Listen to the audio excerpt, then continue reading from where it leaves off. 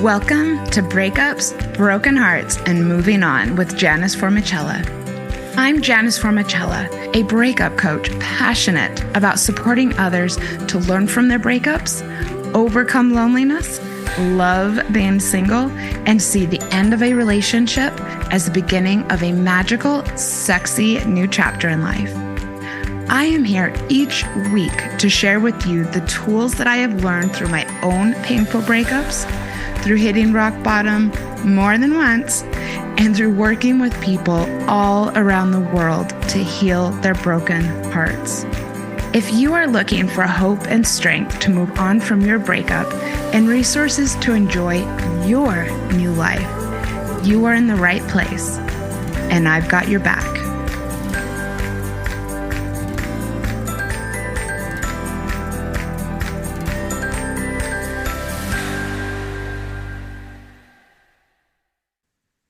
Hello, listeners. Did you know that October is Domestic Violence Awareness Month? The day was first observed in 1987 and became an initiative of the National Coalition Against Domestic Violence. October became recognized by Congress in 1989 as the official national month to A, mourn those who have died because of domestic violence, B, celebrate those who survived, and C, connect those who work to end violence. 2 years ago, I had the privilege to interview Ruth Glenn, the president of the National Coalition Against Domestic Violence.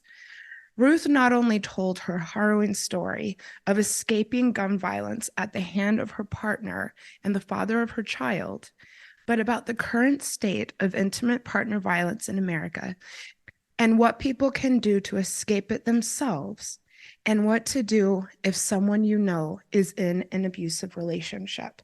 Please go, you got to scroll up a bit. Check out episode 65. This is an issue near to my heart because I am a survivor of domestic violence. Today, I'm going to tell a small portion of my story about being in a physically and mentally violent relationship and what I learned from coming out on the other side. This episode does have a trigger warning for intimate partner violence. When I first started to recover from the relationship a number of years ago, I wanted to help others and thought I would become really active in various efforts to do so. But the shame I experienced and the fear that people wouldn't believe me got the best of me.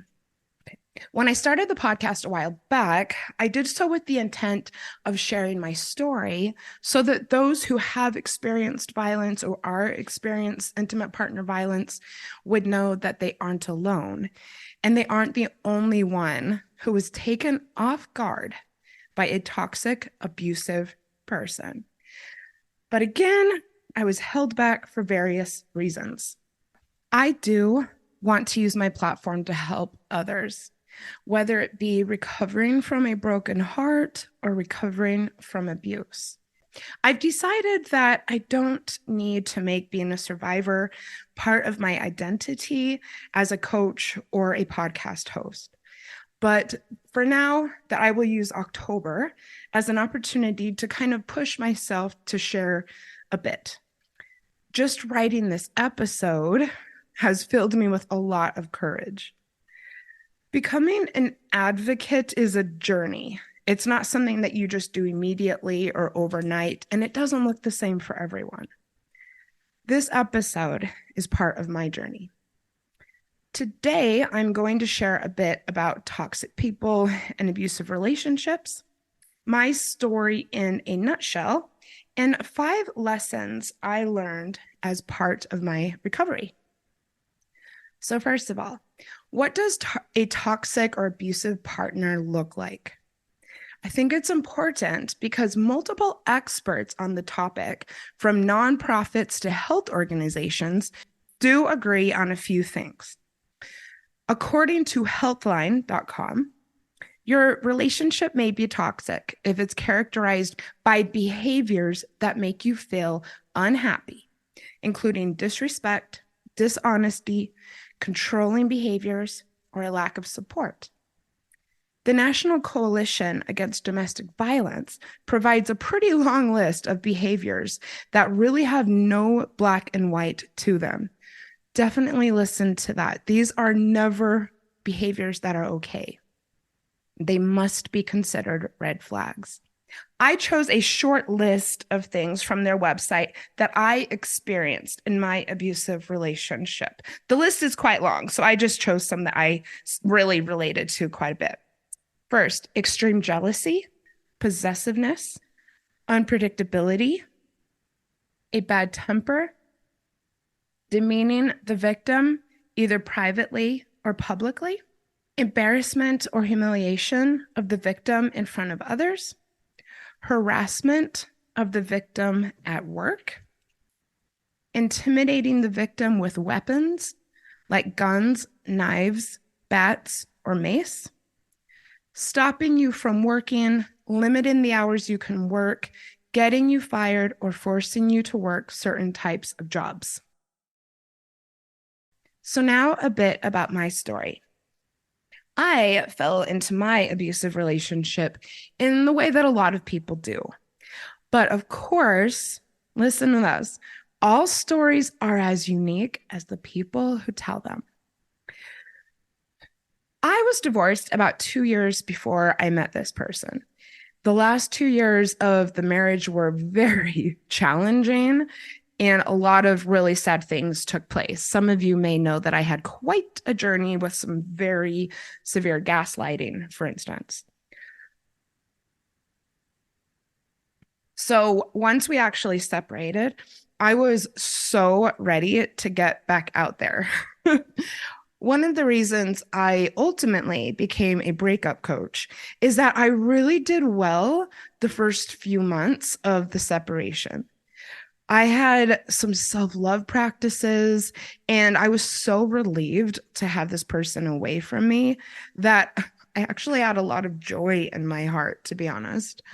I also worked with a coach, and that was a real game changer. I've had a lot of faith in the coaching process for many years now.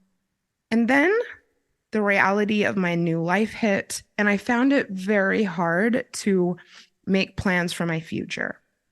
I moved around a couple of places. I had a hard time focusing, so I worked very small jobs and low paying jobs for a while. And I even almost got back with my ex-husband. That's a story in and of itself. It took about 1.5 years of ups and downs, but ultimately I did learn what I wanted, partially through working closely with the coach. And I started to rebuild my life and work on my copywriting business. I moved back to New York. I was actually really excited about the future. So, of course, on none other than New Year's Eve, right after moving back to New York City, I met the person who would go on to cause me a lot of misery in my life. He was childhood friends with 2 of my best friends, and the 4 of us were all going out to see Moby that night. And besides this, I will also say that he was European, brilliant, absolutely gorgeous. Seemed like a real catch. We hit it off right away. And then we spent the next week while he was in town visiting together and doing things and just having a blast. A few days into this kind of fling, my best friend at the time, who was one of his actually high school friends, she actually came to me and sat me down and just pleaded with me to stop seeing him. She told me a lot of things about him that I wish that I had taken to heart, but I really convinced myself that because he didn't even live in the country, it was just a holiday fling, and so there was no real harm in it, and I kind of brushed it off. We kind of had a bit of a conflict over it, actually.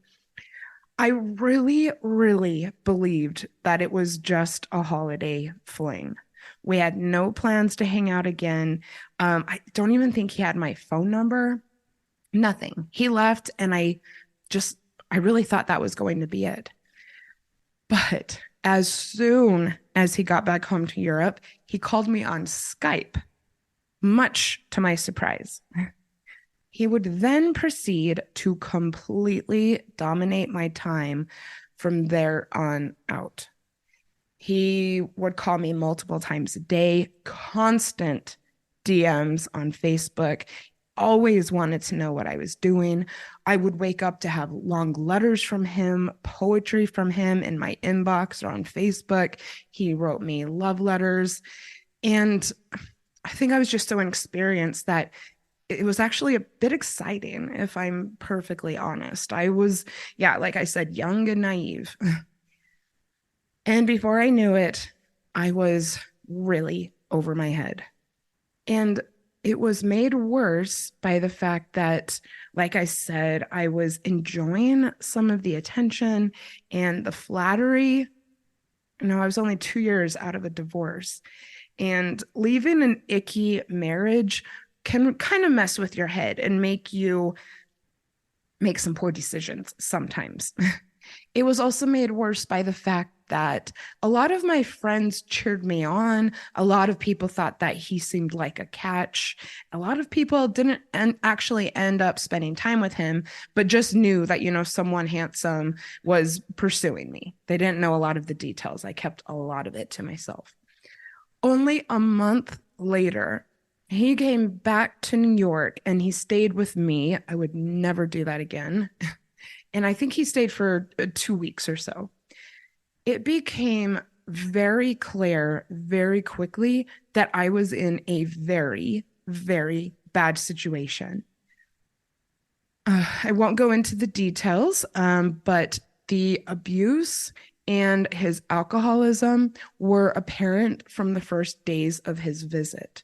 Once he got there, the extreme love bombing was taken to an in-person level, including a very spur of the minute impromptu weekend trip to Vegas from New York City.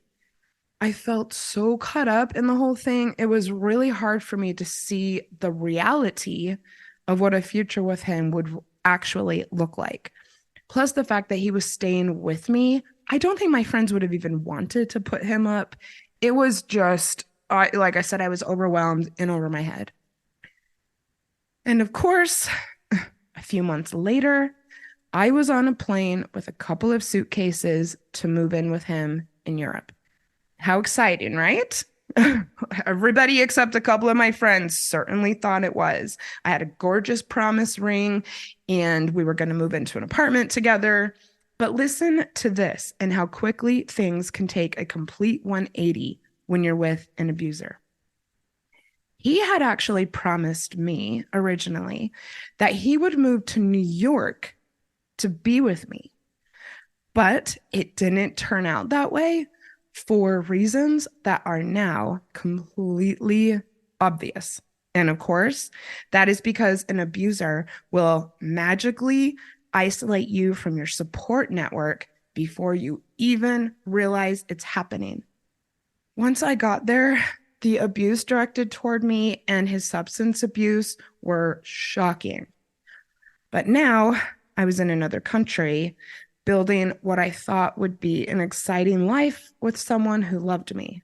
Yes, it's confusing, but that's how I was rationalizing it. And also remember, I had very, very limited experience with what a healthy relationship looked like. My marriage was very problematic, especially the last few years. In many ways, I didn't know any better, and I still give myself grace for that.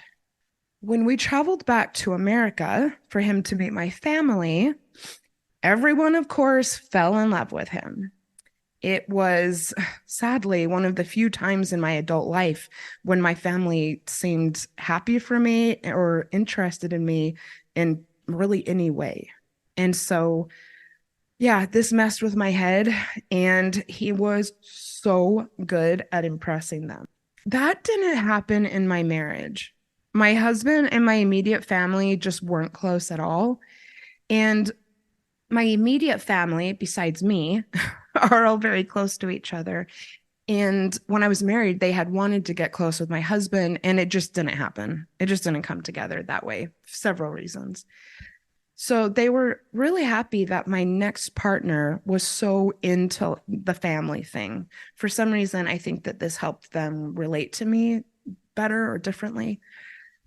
Certain types of physical abuse started during that trip, and I swore that I would end it with him. There was certain levels of physical abuse that I won't get into before we went, but this time it became different.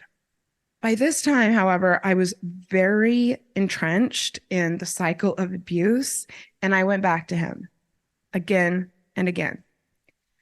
Then he had a death in the family, and he went off the deep end.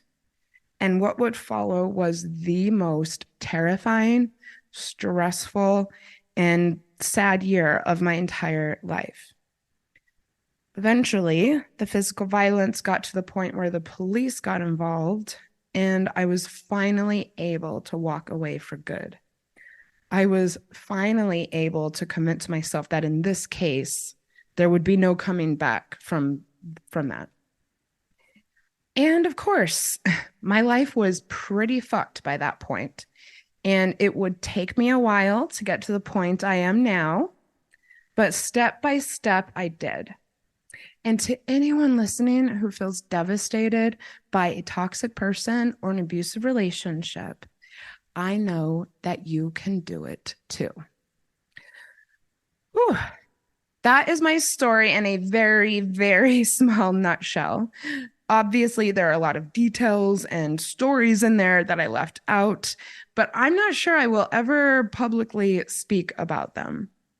The point I want to get across is that I have been there, and I have come out on the other side with so much self-love and passion for helping others. That is why I do this podcast. I now have lessons that I can see came from the experience. Though, to be honest, I can't say that I would go through it again. But it has opened my eyes to the reality of dating, the reality of relationships, things about myself, and things to pay attention to as you get to know someone. I'm going to take a very quick commercial break, and then when I come back, I'm going to tell you about some of these lessons. Nothing shatters your life like a breakup, and the feeling of a broken heart is real. I know that it seems impossible right now, but there is hope and there are ways to heal. I would love to work with you one-on-one to heal your broken heart and put your breakup behind you. My personalized coaching programs are designed to pinpoint what will be most effective in helping you to move forward and make this breakup a part of your past. I believe in you. Message me at breakupspodcast@gmail.com or hit me up on Instagram at breakupspodcast, and let's connect about creating a magical plan of action to get this breakup in your rear view mirror. Welcome back. Thank you for listening to my sponsors. Let's get into the lessons I learned from being in an abusive relationship. First and foremost, love bombing is a huge, huge, huge red flag.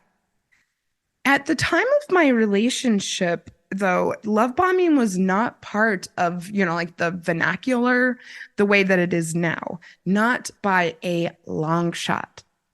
Some of you may know that the term love bombing was first coined in the 1970s as society was becoming interested in the danger that cults pose.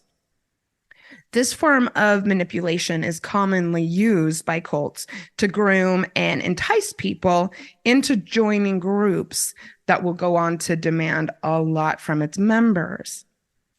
The term has, of course, since expanded to explain the behaviors of narcissists and abusers in gaining control over people. It's actually a very new concept when used in this way. In preparation for this episode, I did a fairly extensive search on Google Scholar, And of course, I could have dug deeper, but I was on there for a while. And I actually couldn't find any references to love bombing being used in this way in terms of romantic relationships until about 2015. WebMD defines love bombing as an emotional manipulation method that often points to the beginning of an unhealthy, toxic, or abusive relationship. Someone who uses this tactic usually does so to quickly gain the favor of a potential partner so that they can more quickly and easily control them. Those who love bomb their potential partners often display narcissistic traits. Please listen to me when I say this type of manipulation is really hard to fully recognize. It's partially because we are so used to seeing whirlwind relationships in the media. Extreme adoration or falling in love at first sight are portrayed as the ultimate way to start a relationship with someone. If you are being love bombed by someone you have feelings for, it can be exciting to get so much attention from them. It can also be a slippery slope that causes you to commit to someone you don't know very well and to continue to ignore red flags. While I have experienced love bombing since then, I sure have not fallen into the same trap as I did back then. And that is because I am aware of what it looks like and I'm able, therefore, to resist it. Another lesson I learned is to pay attention to someone's past. This is a real tricky one, and it can have a lot of gray areas. I do admit that. I see that. I mean, I know that people can learn from their mistakes and that people can learn and grow. I don't think everyone does, but I know that it's possible. I do not believe that divorce or even necessarily a person's relationship history says everything or says a lot about how they will show up in future relationships.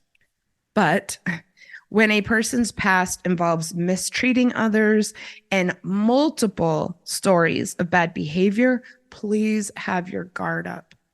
I knew that this man had a string of very bad relationships, one after another, and also recently.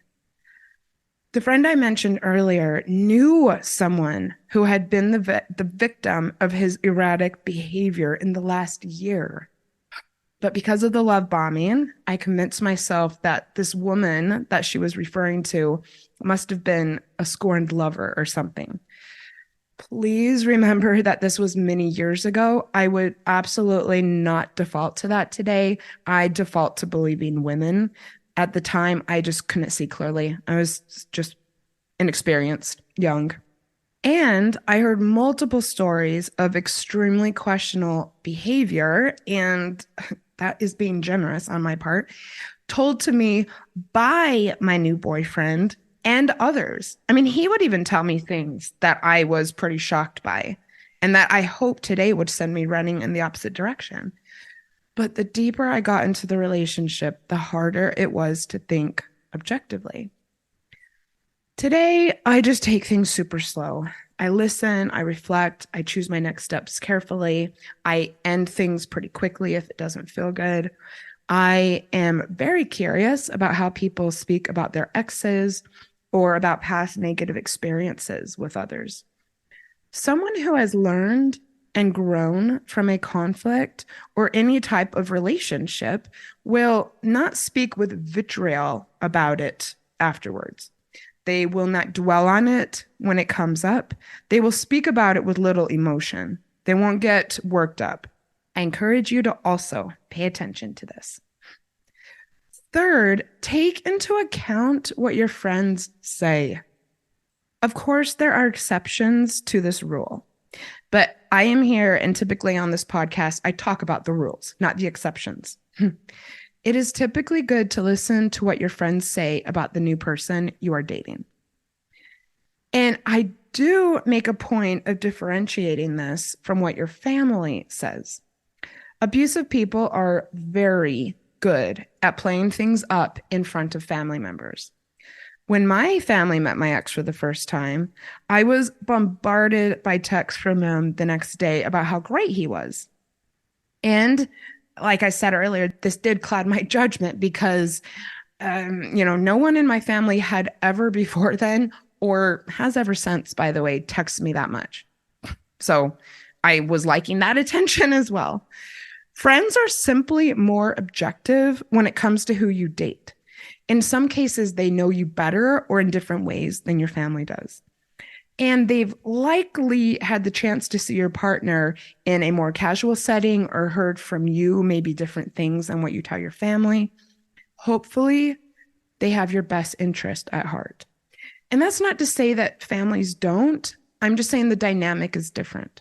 As I mentioned, I had someone very close to me who I trusted very much plead with me to not move forward in this relationship.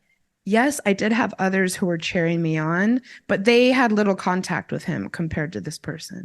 Today, I would really, really think that what my friends say would cause me to slow down. Actually, I did have a recent experience with this. My friend Christine Lalonde, who some of you will have heard on this show and heard me referred to on this show, felt a certain way about someone I was involved with. And she let me know, and it did give me major pause. I know that she would never, ever do anything to hurt me, and that she probably wants me to be in a relationship more than I even do. So when she speaks up, I definitely listen. Fourth, leaving an abusive relationship taught me not to move in together too fast. Do not give up your autonomy. I know how exciting it is to meet someone new, to fall in love, to enjoy the honeymoon period, and decide that you love being around this person so much that you need to move in together. I have lived with one other romantic partner since leaving my abuser. And based on that experience as well, it would take me a lot to do it again. I'm not saying that I won't ever. It would just take a lot. It would take a long time and a lot of agreements on both of our sides about, what happens if we break up, that type of thing. It is a huge red flag when someone pressures you to move in early in the relationship.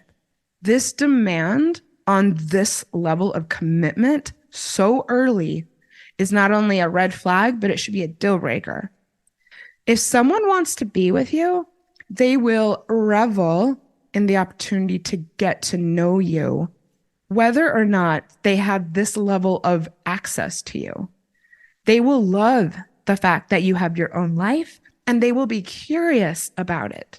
They will want to know what's going on when they're not around, and they'll let you go and live your life. A healthy partner wants space and wants you to have the same. Pressure to mesh in this way should always be taken as a warning sign. I promise you, the more comfortable you are in your own space and doing your own thing and supporting each other to do the same, the better the relationship will be. As you can see, I'm very passionate about that one. Another lesson, when someone shows you who they are, believe them the first time. This is one of my favorite relationship quotes. And you know what? It's totally true in my experience. It was made mainstream by Maya Angelou, a person who had a lot of life experience. Even in her old age, it was a lesson she wanted to share with others. Maya Angelou said, if you don't believe them, they will hit you with it again and again, and then hold it against you that you allowed it. This was absolutely true in my case. I remember the very first time my ex demanded that I stay on the phone with him as I walked to the subway. I remember the first time he judged me for being divorced. I remember the first time I saw him walking down the street drunk after I got off work and was going back to my apartment. Each would be a deal breaker for me today. I had no idea at the time that each of those things was a sign of his character and that it would behoove me to walk away from what I thought was a passionate relationship for. And you know what? Every time I swept the behavior under the table or forgave it, it escalated. When someone shows you who they are, believe them the first time. The fact that I didn't believe him is no excuse in the world for how he treated me. I did not cause it. I'm just saying my knowledge of this concept has kept me from allowing other toxic people around me. Another lesson, demands on time. As I alluded to, my abuser was pretty controlling when it came to how much time in my day he expected me to give to him. I wouldn't even say pretty controlling. It would definitely have been, or definitely was on the far, far, far end of the scale as far as what was normal. I was constantly stressed about making sure I answered his messages and calls soon enough. And it was so hard to focus on my work. It was so hard to focus just on going out and being with my friends.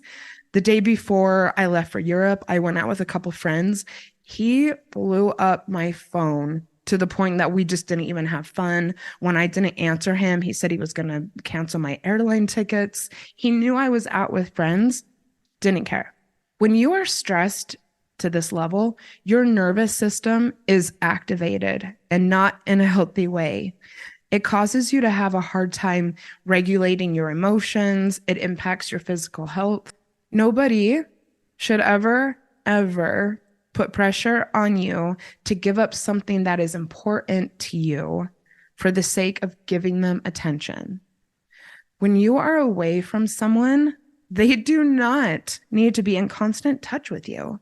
They should be happy for you that you're living your life and focusing on that. If someone tries to use your boundaries about your time against you, it's time to walk away. That's what time it is. No one should ever have a desire for you to give up your autonomy. They should encourage it. My next lesson is that self-love and self-confidence have helped me avoid toxic relationships. Let me make this very, very abundantly clear. People do not get targeted by abusers because they are, quote, vulnerable. That is victim blaming. That is a bullshit myth that I hope will be thrown away.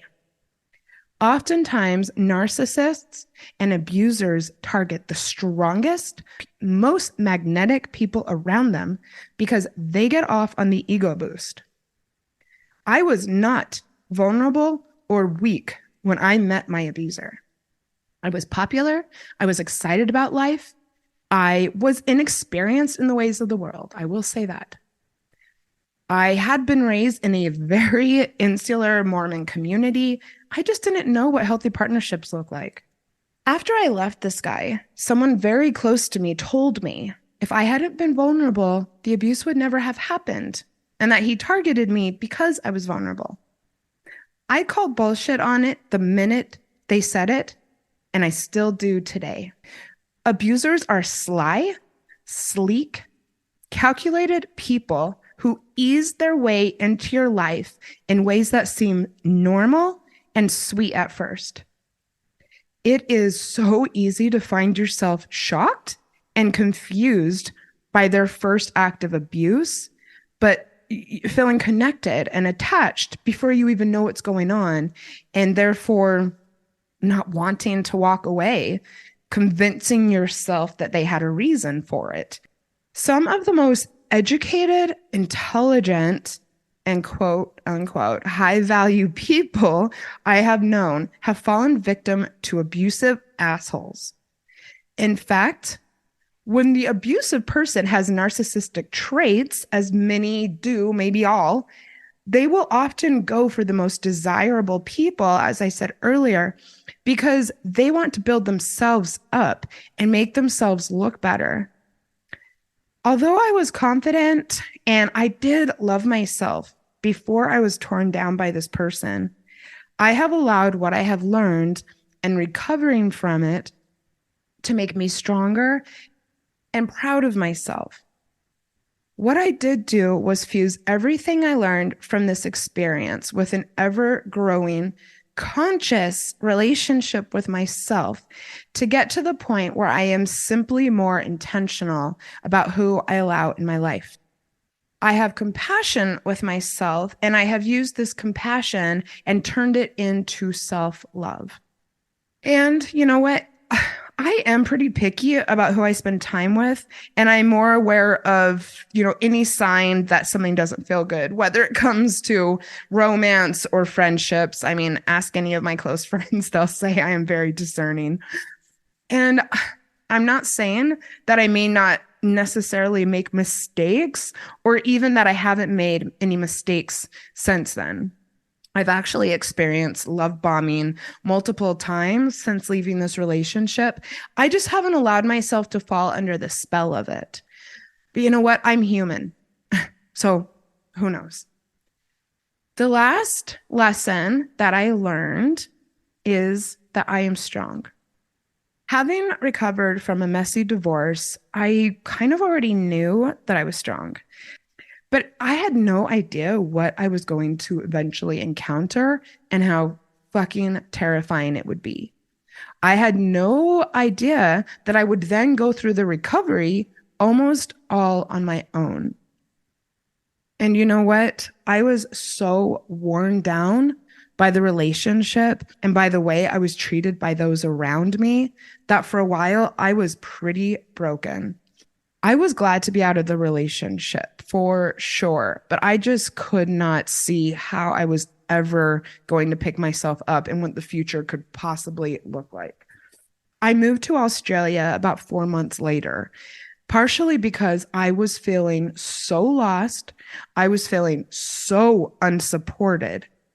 And I will proudly say that I picked myself up and healed.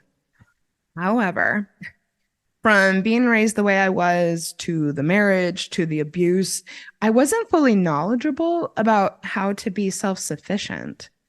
Ultimately, I had an opportunity that I thought would allow me to stay in Australia long term.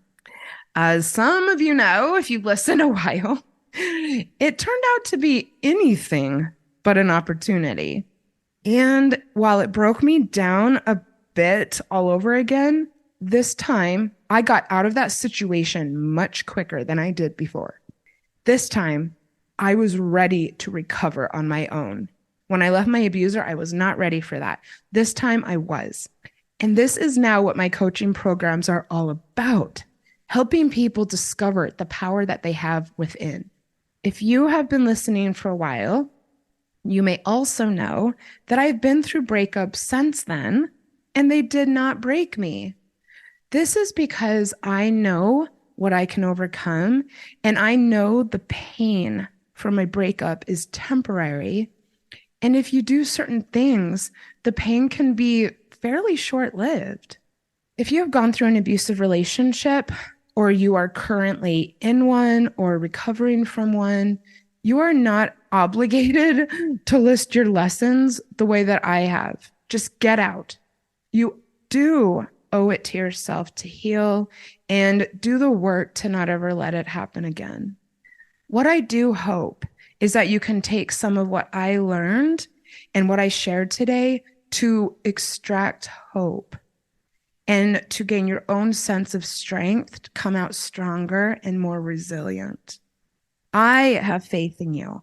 I also want you to know that there is nothing that you can do, there's nothing that you have done to make someone treat you poorly or abuse you. What happened was not your fault. No matter what anyone says, I hope that you will take that to heart. What did you think of today's episode? You are welcome to let me know via DM on Instagram. All of my info is in the show notes. I really love hearing from listeners. You can send me an email as well. That's in there. I would love to hear from you. And of course, the information about scheduling a chat about my one-on-one support is also there. I obviously have a lot of experience with various types of breakups. I've been coaching people for a while now. I would love to support you. And if you would like to recognize Domestic Violence Awareness Month, maybe you can just share this episode on your social media channels and remind people that that's what we're doing this month. celebrating survivors, connecting people, remembering those who aren't with us anymore. That would mean a lot to me as well. And with that, I am sending you so much strength for the week ahead. You got this.